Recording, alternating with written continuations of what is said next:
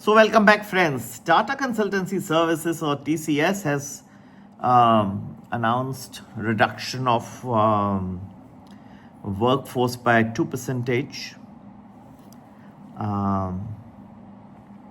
of its global workforce, which means 12,000 jobs could go under the hammer.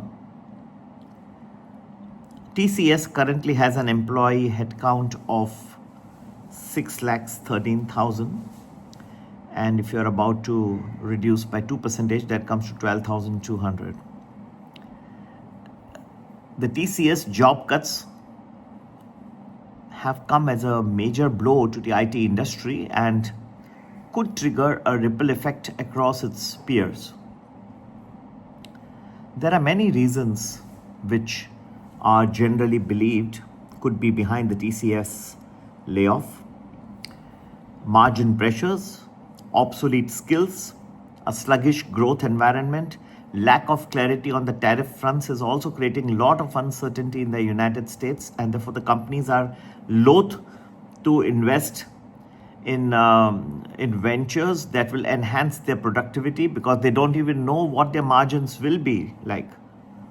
So the maintenance work is going on, but new additions to IT products has slowed down dramatically.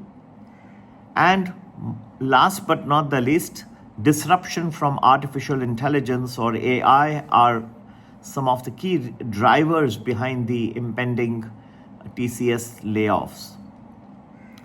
TCS layoffs will also mark one of the biggest layoffs, at least in recent times, in corporate India and in the history of TCS.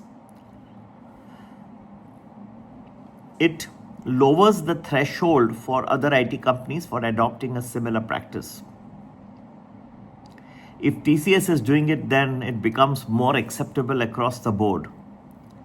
But every IT organization has been taking over some program for margin improvement in the recent times. Margins have constantly been declining as managed services businesses is offering fairly low margin. Not just TCS, even HCL Technologies had announced a similar talent revamp down over the next 3 to 4 quarters as it plans an organizational restructuring globally to achieve operational agility and protecting margins and a shifting technology landscape dominated by AI. There will be some talent ramp down that has happened, especially in some of the geographies outside India. So that will be part of the restructuring plan, and more details as we go forward. Now, IT companies have already been laying off employees to various practices and reasons such as bench policies, performance-linked layoffs, eligibility tests, and so on. This is not a micro-level issue, this is a macro concern. After TCS, more companies who are not even thinking that long-term will now start seeing this as a way to manage their headcount, to increase their margins in difficult times, and even start speaking about it openly. I don't think it will stop at TCS 2% layoff. There were also quite a few acquisitions that happened for TCS's peers, including HCL Technologies, Infosys, and Wipro in the past couple of years, adding more headcount than could be relooked. Because there are some synergies, but there could be a lot of duplicate staff, and now this will open up the Pandora's box, and there could be a lot of layoffs in that direction. Post-pandemic, a lot of people got promoted and had to be given growth opportunities. But now with Gen AI, you may not need as many headcount from those categories of people. If properly utilized, some of these co-pilots can drive productivity and lead to companies cutting jobs. When the margins are under stress, you will go and hit the non-billable people first. So those which are cost centers to an organization, they are not generating any revenue as such. Probably the safest would be the marketing people, because in marketing, if you are bringing in business, then it's like, you're adding to the revenues of the company and you're justifying your salaries. But if you are only sitting just as a cost center, you're not you're not bringing in business, you're not bringing in revenues, then naturally you will be susceptible to be cut off. Despite not being the best paymaster, TCS has enjoyed lower than industry attrition levels as it offered long-term career path and job stability to its employees. In the near term, the ongoing layoffs will hurt employee morale and could potentially lead to execution slippages. In the longer run, such policies could drive a sharp rise in attrition, similar to what was seen at Cognizant Technologies during 2020-22. This, of course, comes weeks after the IT services behemoth had updated its HR policy by mandating employees to have 225 days of billability in a year and limiting bench time to up to 35 days. It is maintained that by TCS that it's not driven only by margins and AI productivity gains, as per, of course, the CEO K. Karthivsan, but it is a significant factor to take such a step as IT firms are also facing pricing pressures in a very volatile and uncertain environment, particularly as tariffs are getting reworked in the United States and across the world as well. Right now, we have the situation where, although a deal between EU and America has been announced, yet there are lots of problems. And what was before the Liberation Day announcement, that tariffs, it is coming to 6 times, even at 15% tariff rate, which has presumably been announced between Donald Trump and the EU authorities. Still, it is very high.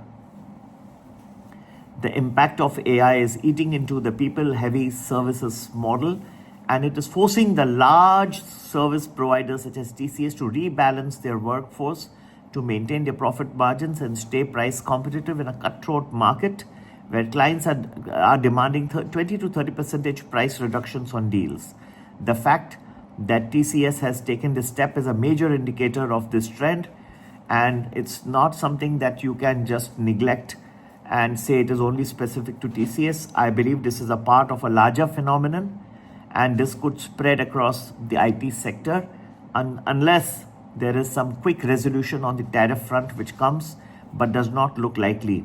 There are also new geopolitical and geo-economic pressures emerging at this point of time. America has reduced the deadline to Russia for peace with Ukraine from 50 days to about 12 days. 10 to 12 days is what President Trump says. And if no deal is reached within this period, then you may have further problems.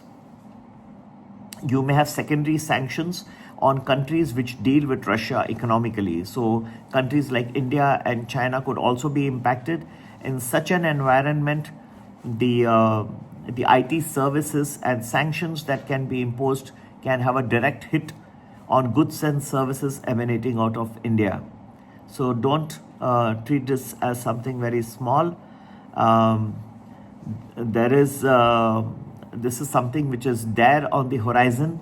It is something that reskilling is the need of the hour. People should be more skilled in Python and other technologies that deal with AI. I think the old technologies are probably gone, and they will be replaced by people who have skill sets that deal with these advanced new technologies to work with AI and generative AI.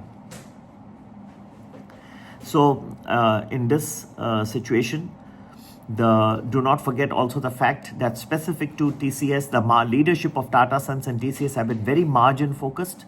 Their tight margins are also significantly higher than the industry average. Consequently, they decided to do these layoffs because they maintain margins very high. That's why you've seen TCS profitability being good over the years, and its stock price has also reflected that. So TCS had projected huge growth prospects and forecasts that led to overhiring, which caused a deployment mismatch. And they had hired during the initial quarters, and now facing new business challenges has caused them to take a step back. This could be there across the IT industry. Be careful. This may, once the IT industry starts to slow down, you may see this slowdown reverberate across many other industries as well, such as uh, the housing industry, the properties, realty sector, because they are naturally, IT is one of the biggest industries, and the money that is generated goes into the realty, buying properties. So all this could be, and if the property sector then slows down, then steel, cement, other things can also get impacted. We will cover this in times to come. To get to know more about the Indian markets and where the Indian markets are headed from here, do join our Premium Plus, which gives you 10 to 12 days predictions in advance and good multi-baggers. You can WhatsApp us on 9820861044. Happy investing. Have a nice day.